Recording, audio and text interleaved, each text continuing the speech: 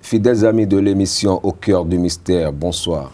Nous sommes dans un monde en perpétuel mouvement où les réalités changent d'une contrée à une autre. L'évolution de l'homme est aussi freinée par certaines pratiques. Ce soir, nous allons voir quelles sont ces choses-là qui ralentissent l'évolution de l'homme. Quelles sont son origine et comment pratique-t-on? C'est bien sûr l'origine et la pratique de la sorcellerie. Et pour en parler, nous avons reçu pour vous quelqu'un que vous connaissez déjà, car il fait partie de ceux qui ont révélé la spiritualité ici au Bénin à travers certaines de ses émissions et à travers des communications et des enseignements. C'est bien sûr Maître Elmancio Godson qui nous vient directement de Lomé. Il nous a fait l'honneur de venir de très loin juste pour nous accorder cet entretien qui va nous enseigner sur beaucoup de choses, ce qu'on ne sait pas d'ailleurs sur la sorcellerie, parce que chaque fois quand on crie le nom de la sorcellerie, c'est de la panique générale. Maître Elmancio Godson, bonsoir. Bonsoir, c'est un plaisir et un honneur de me retrouver sur votre chaîne de télévision et votre plateau. Je dis déjà à toutes et à tous abracadabra, ce qui veut dire que la lumière engendre toujours la lumière et éternellement la lumière. Amen. Je vous remercie de votre invitation. Merci. Nous allons vous demander simplement de vous présenter. D'accord. Aux amis internautes qui nous suivent. Tout à fait. Ça se fait chez nous en tradition africaine. Voilà. Alors, Elmancio Godson, c'est qui? Elmancio Godson, d'abord, c'est mon vrai prénom. Elmancio et Godson, c'est le nom de famille. Je ne porte jamais de pseudo parce que je tiens à rester authentique et original. Alors, je suis métaphysicien et j'ai étudié également la doctrine hermétique. Et c'est le fondement même de toute la spiritualité. Je suis également consultant en développement personnel et en stratégie de développement, coach de vie et de performance. Je suis également directeur de société parce que je suis dans la vie active comme tout le monde. Je ne vis pas de la spiritualité, mais je vis de mes travaux quotidiens. J'ai donc 3 écoles. J'ai une école à Lomé. J'ai une école à Porto Novo et une école à Cotonou. Toujours dans le domaine de la spiritualité? Toujours dans le domaine de la spiritualité depuis 20 ans. Ah, merci beaucoup, c'est énorme. Hein? Un peu, oui. Merci, maître. Déjà, qu'est-ce qu'on peut déjà comprendre très rapidement de la sorcellerie? Alors, je vais commencer par vous dire quelque chose que vous allez garder à l'esprit tout au long de notre émission. La sorcellerie, ce n'est pas sorcier.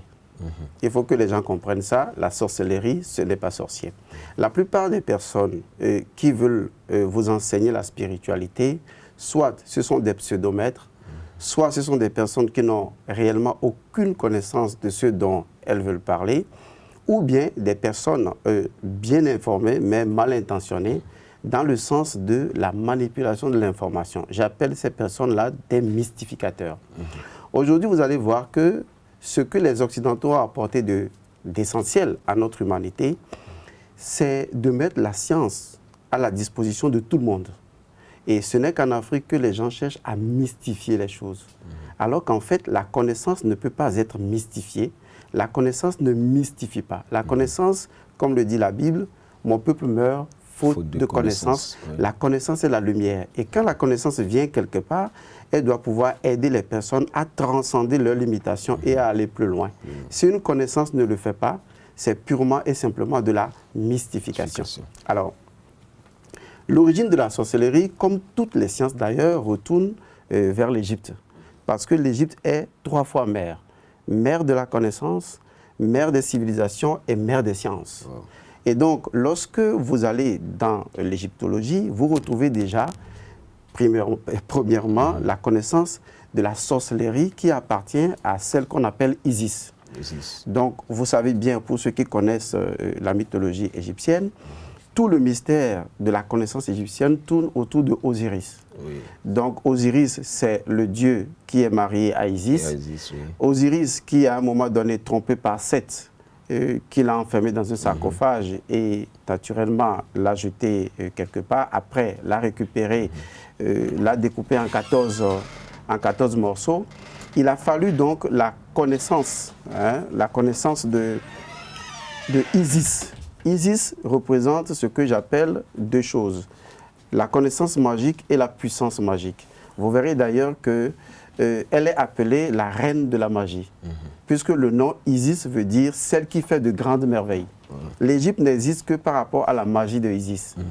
Et donc, lorsque vous prenez aujourd'hui les pharaons ont un sceptre que nous avons également dans nos traditions. Oui. L'origine des sceptres des rois que nous avons vient de l'Égypte. Et ce sceptre-là, on l'appelle le sceptre Heka. Heka veut dire la magie. Et donc la Heka est constituée de deux forces, la connaissance magique et la puissance magique. C'est les deux qui constituent le pouvoir du pharaon. Ce qui veut dire que le pharaon est obligé d'étudier dans les temples d'Égypte pour devenir pharaon. Et c'est en ce moment qu'il incarnait le représentant de Ré, de Dieu sur terre. Et quand vous prenez Osiris, ça veut dire Oséré, c'est-à-dire la personne à qui Dieu exauce les prières. Donc celui qui apporte les lumières de Ré sur la terre, c'est Oséré. Et donc, vous allez voir que dans les temples d'Égypte, il y a une initiation qui a souvent cours. C'est l'initiation du Ka. Le Ka, c'est le corps astral. Okay? Et donc, on apprenait déjà dans les temples mages et dans les temples égyptiens à ce que dans l'étude de la Heka, dans l'étude de la magie, l'individu pratique ce qu'on appelle la métamorphose. Vous savez, nous avons trois corps de façon universellement connue. Le corps physique, le corps astral, le corps de l'esprit. Mais le corps que vous maîtrisez le plus, c'est le corps physique. Encore que vous ne le maîtrisez vraiment pas. Maintenant, il y a d'autres corps que vous avez, le corps astral. Corps que vous devez pouvoir maîtriser. Donc, la maîtrise de ce corps confère ce qu'on appelle la science de la métamorphose, où l'individu peut utiliser le corps astral et se transformer en tout ce qu'il veut. Et donc, il peut jeter des sorts, il peut désenvoûter, il peut aller dans d'autres dimensions, il peut accompagner les morts. C'est pourquoi, dans les anciennes tribus africaines, on disait souvent sorcier guérisseur, parce que le sorcier était le guérisseur de la tribu. Est-ce que vous voyez, chez d'autres contrées, on les appelle les chamans, où le chamanisme est développé et c'est le sorcier qui est le connaisseur du monde des esprits. On les appelle les grands sorciers. On les appelle les grands sorciers, les chamans, les sorciers guérisseurs. Donc, en réalité, en termes de terminologie ou d'étymologie, à la base, ce n'était pas mauvais. Et d'ailleurs, je vais vous dire une chose. Si vous suivez l'hermétisme aujourd'hui, ou la doctrine hermétique, dans les lois de Hermès Trismégiste, les 7 lois universelles, il n'existe absolument rien de négatif, rien de positif. D'accord? C'est la mentalité, c'est l'esprit de celui qui utilise la science qui peut être corrompu et déformer la science à son avantage ou au désavantage des autres. D'accord? Donc, je veux dire par là que la sorcellerie est avant tout, primordialement, une science initiatique. D'accord? C'est une science. Et cette science-là, à l'origine, était la science de la métamorphose. Et c'est une science qui était enseignée et faisait partie du processus de l'enseignement de la magie. Seulement, vous savez que celui qui est un sorcier guérisseur, ou un sorcier tout court, ou un magicien, ou un apprenti magicien, parce que le sorcier était un apprenti magicien, il possède une connaissance que les autres n'ont pas. Du coup, qu'est-ce que la sorcellerie? La sorcellerie, c'est un ensemble de connaissances. Le mot sorcellerie veut dire simplement ensemble de connaissances. Ça ne se typifie pas en bien ni en mal. Vous voyez, c'est juste un ensemble de connaissances. Le sorcier voit les esprits, il connaît les esprits. Il sait comment manipuler les esprits, il sait comment parler aux morts, il sait comment manipuler les esprits des morts, comment les capturer. Il sait exactement comment connaître certaines plantes, comment utiliser les forces de la nature. Et les utiliser en bon escient. En bon escient ou en mal escient, tout dépend donc de la mentalité. Si vous donnez un outil à quelqu'un dont la mentalité est corrompue, la personne va l'utiliser de façon corrompue. Donc le problème, ce n'est pas la science. Le problème, c'est la mentalité. Et la pratique. Exactement. C'est pourquoi c'est l'éthique qu'on évalue d'abord au niveau de l'initié spirituel avant de lui donner la science. Sinon, il va utiliser la science de façon mauvaise. Donc, la sorcellerie veut dire tout simplement ensemble de connaissances. Et ça fait partie, donc, disons, des initiations purement magiques. Et ne voyez pas en sorcellerie quelque chose de négatif. Maintenant, il y a deux formes de sorcellerie, si vous voulez. Je parle ainsi, mais que les gens me comprennent. Je veux dire par là que il y a une forme de sorcellerie qui vient d'une initiation pratique, où l'individu apprend lui-même les lois de la nature et il sort de son corps, il se transforme en ce qu'il veut, il voyage là où il va, il fait la projection astrale. Parce que tout est basé sur la projection astrale. C'est la projection du cas, d'accord, la sortie du corps astral. OK. Mais il y a une autre forme de sorcellerie qui, elle, ne repose pas sur un travail individuel ni personnel, mais qui repose uniquement sur ce que j'appelle souvent la sorcellerie à deux sous. C'est là où on vous met quelque chose dans la nourriture, vous consommez et vous devenez soit sorcier ou vous devenez un instrument d'un sorcier. On dit en ce moment que vous êtes parasité par une entité négative. Et cette forme de sorcellerie ne peut être que mauvaise. Parce que ce qu'on vous a donné et que vous avez mangé et qui est rentré dans votre sang et qui va faire que le sorcier va venir la nuit pour vous dire métaphysiquement, donne-moi ce que je t'ai donné. Comme tu ne peux plus donner puisque c'est rentré dans ton sang, il dit alors suis-moi. Vous voyez, c'est assez pratique, c'est une technique normale. Donc, il se déplace avec ton âme, avec ton corps astral, parce que ton sang est ton âme. Les deux sont liés ensemble. C'est pourquoi la sorcellerie, c'est une question de sang.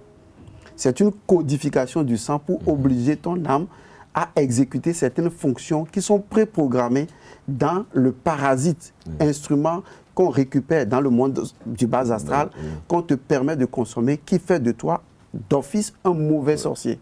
Alors que l'apprentissage initiatique qui permet à un initié de travailler sur lui-même et d'apprendre à utiliser en dehors du corps physique le corps, et le corps astral et le corps de l'esprit peut faire de lui un sorcier plus puissant qu'un sorcier fabriqué sur mesure. Est-ce que vous voyez?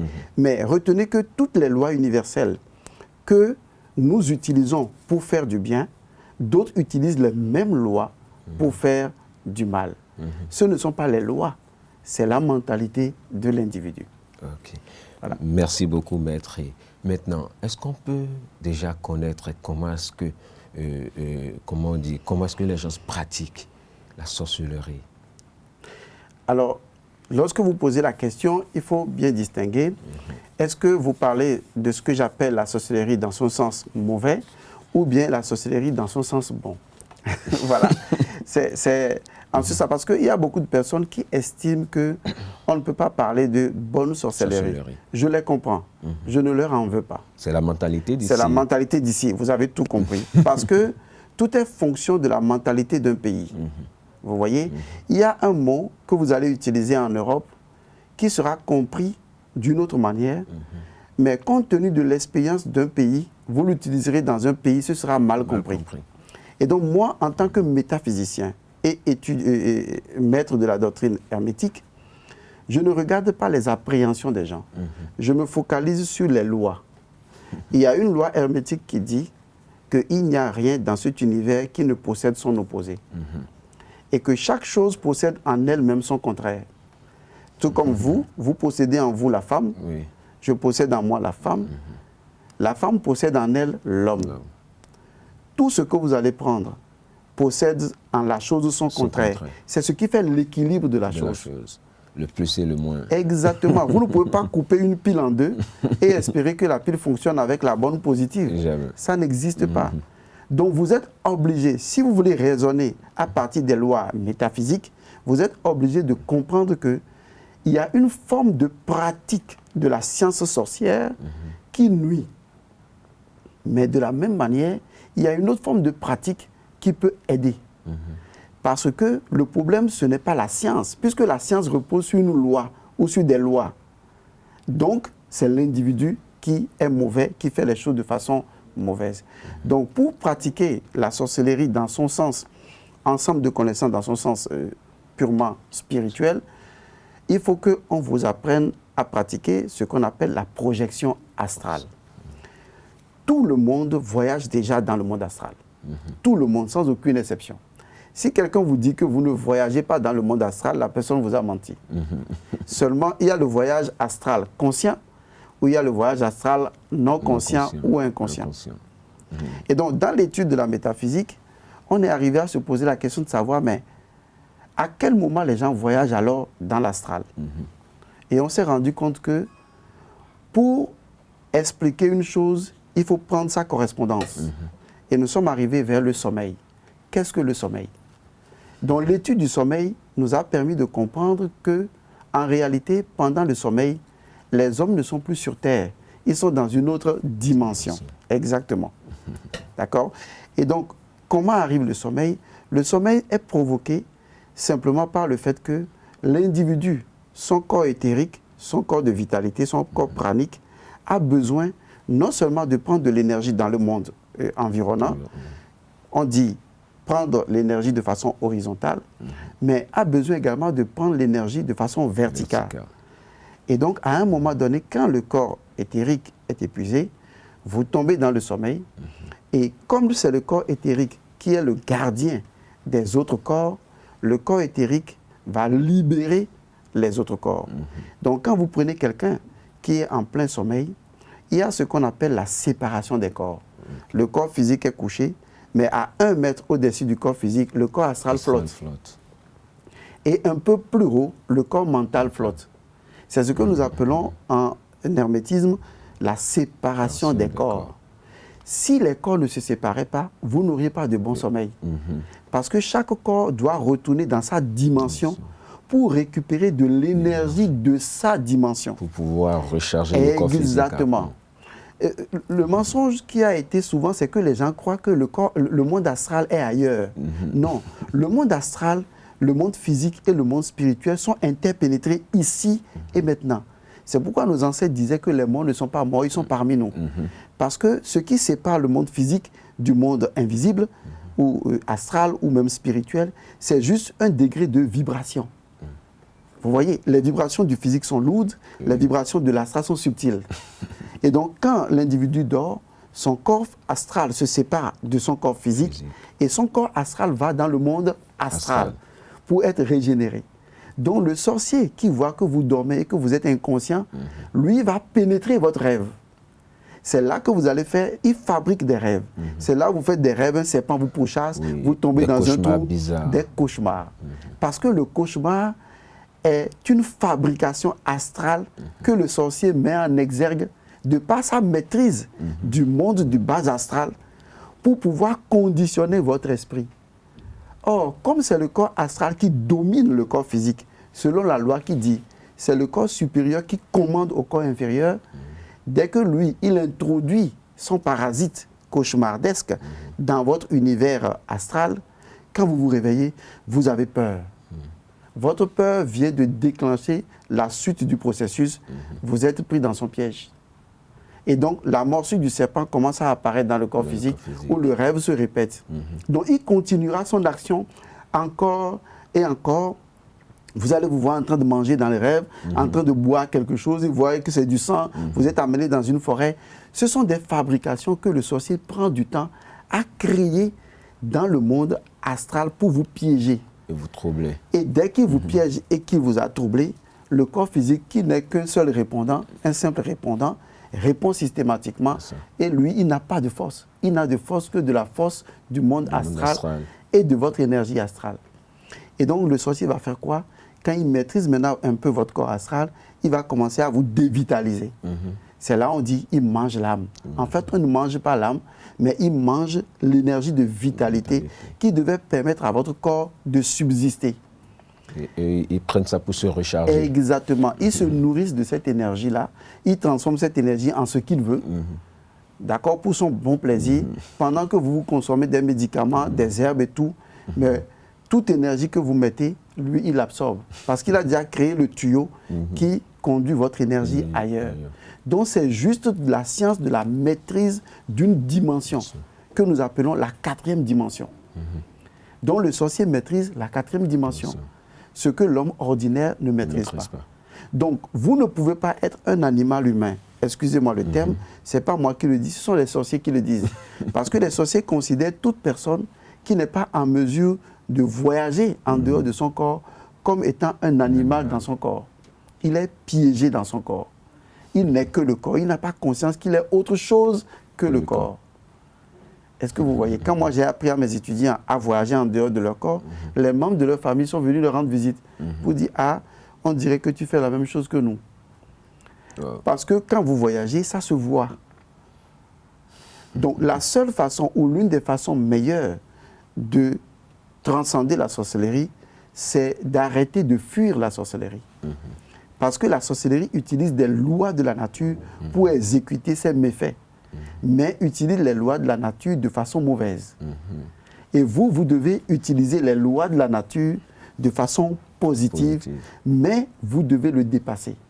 Parce que la clé qui permet de fermer une porte est la même clé qui permet de l'ouvrir. Maintenant, si vous refusez la clé, vous ne pouvez pas rentrer. Vous êtes obligé d'avoir la clé et d'ouvrir la porte que le sorcier a fermée. C'est les mêmes lois, c'est les mêmes techniques, mais si vous utilisez cela sur la voie de la lumière, le sorcier, lui, il est bloqué dans le bas astral, mais vous allez dans le monde supérieur, parce que votre motivation est pure. Et seules les choses pures s'élèvent, les choses lourdes descendent. C'est la loi de la gravité universelle qui impacte également les mondes spirituels. Vous voyez que ce que je disais au début de l'émission, la connaissance, elle ne doit pas être mystifiée parce qu'elle est mathématique. On peut donc la démontrer, l'exposer, on peut l'exprimer sur des valeurs équationnelles. Voilà. Et qu'est-ce qu'il faut mettre? Et on nous fait déjà la main derrière la main vitrée là. Désolé. Qu'est-ce qu'il faut alors pour bloquer et ce système-là, pour bloquer le sorcier et du bas astral et de ne pas pénétrer notre... D'accord. Je vais, comme le temps qui nous est donné est très réduit, en faire avec. Alors, il faut dire que ce que le sorcier introduit en vous, c'est une perturbation énergétique. Il y a donc un grand penseur qui a dit dans son livre « Les Chevaliers de la Pyramide », il dit « Il faut jouir d'un bon équilibre lorsqu'on côtoie un sorcier. » Parce que le sorcier, en fait, il n'a pas de pouvoir, mais il utilise votre propre déséquilibre pour s'introduire en vous et vous déstabiliser. Un déséquilibre n'intervient que lorsque les 4 éléments dont vous disposez, à savoir la terre, l'eau, le feu et l'air, sont perturbés. Mais qu'est-ce qui gère l'énergie des 4 éléments, grosso modo? C'est l'énergie vitale. C'est votre énergie vitale qui gère les 4 éléments. Donc, ce que vous avez à faire, c'est de protéger votre énergie vitale. Exactement. Si vous ne protégez pas votre héritage vital, le sorcier va pénétrer votre énergie vitale. Et la meilleure façon de protéger son énergie vitale, c'est la méditation. Il y a une méditation particulière qui permet de protéger son énergie vitale. Donc, c'est une méditation qui consiste à se coucher, à fermer les yeux et à commencer à ressentir son corps. Je ne demande pas de penser à son corps, mais de ressentir le corps. Lorsque vous commencez à ressentir le corps, à ressentir chaque partie du corps, à un moment donné, dans l'évolution de la technique, vous allez voir que vous ne ressentez plus le corps, mais vous ressentez votre énergie. Et vous allez également remarquer que vous commencez à flotter légèrement. Parce que votre corps va devenir de plus en plus lourd et vous allez devenir de plus en plus léger. Donc vous êtes déjà en train d'associer une conscience à votre énergie de vitalité. Lorsqu'il y a de la conscience dans votre énergie de vitalité, vous mettez alors en pratique en ce moment l'équation de Einstein, E égale à mc au carré. Parce que l'énergie ne se calcule que par rapport à la conscience qui multiplie la matière. Là, les mathématiques interviennent. C'est pourquoi je disais tantôt que les sciences universelles sont mathématico-mystiques. Si quelqu'un vient vous dire non, qu'on ne comprend pas comment, il a menti, soit il maîtrise ou il ne maîtrise pas. Donc toutes les sciences sont mathématisables. C'est d'ailleurs pourquoi les premières sciences qu'on doit étudier avant d'aller à la spiritualité, c'est les mathématiques. Aujourd'hui, avec les mathématiques, on peut diriger un avion dans l'espace. Avec la mathématique, vous composez un numéro et l'autre répond. Un numéro ouvre un champ d'énergie. Donc les mathématiques ouvrent des champs d'énergie, de communication avec des forces de l'invisible. Quand vous maîtrisez ces nombres-là, vous maîtrisez les énergies. Nous allons d'ailleurs, dans notre prochaine émission, nous allons parler de la numérosophie et pour pouvoir toucher un peu ces nombres-là qui puissent nous permettre d'ouvrir la clé du bonheur. Avec plaisir. Mais je vous remercie. Donc pour finir, il faut alors que l'individu pratique cet exercice les soirs avant de dormir, qu'il arrive à ressentir son énergie, à ressentir son prana. S'il associe une conscience présente, on appelle ça la conscience présentielle, s'il ajoute cette conscience présente et il ressent son énergie avant le sommeil, son énergie se renforce et se protège. Les infections astrales ne peuvent pas rentrer dedans parce que le sorcier n'intervient dans votre énergie qu'en vous infectant. S'il ne vous infecte pas, il ne peut pas entrer à l'intérieur de vous. Donc retenez, la sorcellerie, ce n'est pas sorcier. Il faut juste accepter d'aller à l'école de la connaissance pour savoir comment les choses se passent. Et déjà, quand vous avez la connaissance, la peur disparaît de moitié. Puisque vous savez que, ah bon, c'est une science. C'est comme vous prenez un mécanicien dans votre voiture, vous roulez et vous entendez boum dans le moteur. Vous allez avoir peur. Oui, mais le mécanicien saura déjà. Exactement. De quoi est-ce qu'il agit, Je vais vous dire une chose. La sorcellerie ne profite que de votre ignorance. Plus vous continuerez d'être ignorant, plus votre énergie sera ignorante, plus votre âme sera ignorante, plus votre esprit sera ignorant, plus vous serez la cible de tout déséquilibre. Merci beaucoup, maître, et merci et d'avoir accepté partager cette connaissance avec nous. C'est une connaissance qui n'est pas donnée à tout le monde d'ailleurs. Merci beaucoup, et merci pour votre sens d'humilité, je vais dire, parce que quitter Lomé pour Cotonou, pour une émission, c'est pas facile. Plaisir. Merci beaucoup, maître, et chers amis internautes, nous sommes à la fin de votre émission Au cœur du mystère. Portez-vous bien, agréable week-end à vous. Hey. Hey.